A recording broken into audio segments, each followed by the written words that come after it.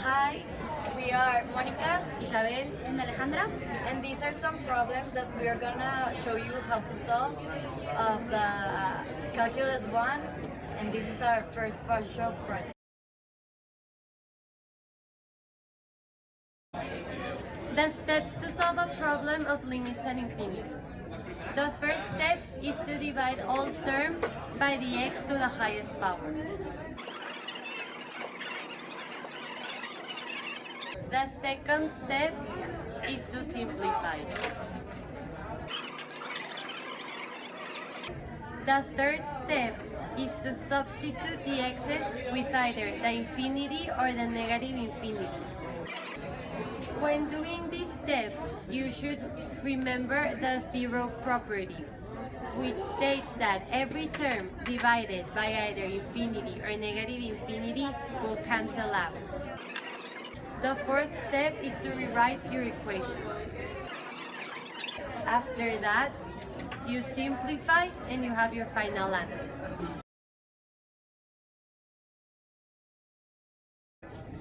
Now let's do an example. Here is our problem. Limit when x approaches infinity of x to the fourth minus 5x over x squared minus 3x plus 1. So, the first step is to divide all terms by the x to the highest power. So you divide everything by x to the fourth power. Then you will simplify, which means this will cancel out to become a 1. This x will cancel with one of these. These two x's will cancel with two of these. This x will cancel with one, and this will stay the same.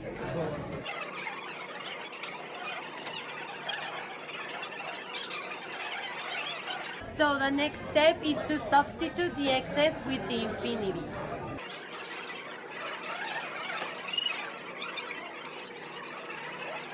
Now you have to remember the zero property, which states that any number with infinity on the denominator of the fraction will cancel out.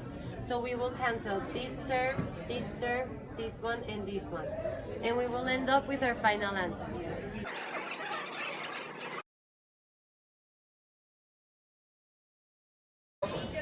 The derivative of a function f of x at a certain point, x, is the slope of the tangent line to that function, f of x at the indicated point, x. Here are some tangent lines. The formula will be slope of a tangent line equals f of x when h approaches 0, f parentheses x plus h minus f of x over h. When you have a problem like this, every time you have an x, you will plug in all this formula. This will be the formula for the derivatives by definition. Okay, so we're going to solve number 57 of the study guide. The problem is f of x equals square root of x plus 5, and we're going to find the derivative of the function by its definition. So we have f prime of x when limit of h approaches 0, and we have to substitute the slope formula of the tangent line inside the original function. So we have x plus h plus 5 inside the square root, minus, we have to remember this minus sign because it will affect all the square root, x plus 5, and it is all divided by h.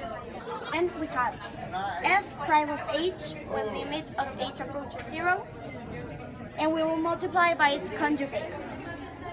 If this is a negative sign, we will multiply it by its positive sign, and we multiply it in the numerator and in the denominator. Okay, so in the next step, we will multiply by the conjugate of the numerator. In this case, it will be a positive sign. We multiply in the numerator and in the denominator. So we will be left with x plus h plus 5 minus x and minus 5. It is really important that we notice that it is a negative x and a negative 5 because this negative sign is affecting the whole square root or the whole term. And in the denominator, we will have x, that is DOH, that is going to be multiplied by the square root of x plus h plus 5 plus the square root of x plus 5. We will not distribute the term since it is easier later on to simplify. It will be easier. So in the next step, we will have f prime of x when limit of h approaches 0. And we will cancel out the terms, the like terms. So in this case, we will cancel this x with this x, negative x, and this negative 5 with this 5. So we're left with h over h that is being multiplied by the square root of x plus h plus 5 plus square root of x plus 5. Since we have an h that is being divided by an h, we will cancel these h's and we will be left with f prime of x when limit of h approaches 0 of 1 divided by the square root of x plus h plus 5 plus x plus 5. And the h is being represented as a 0.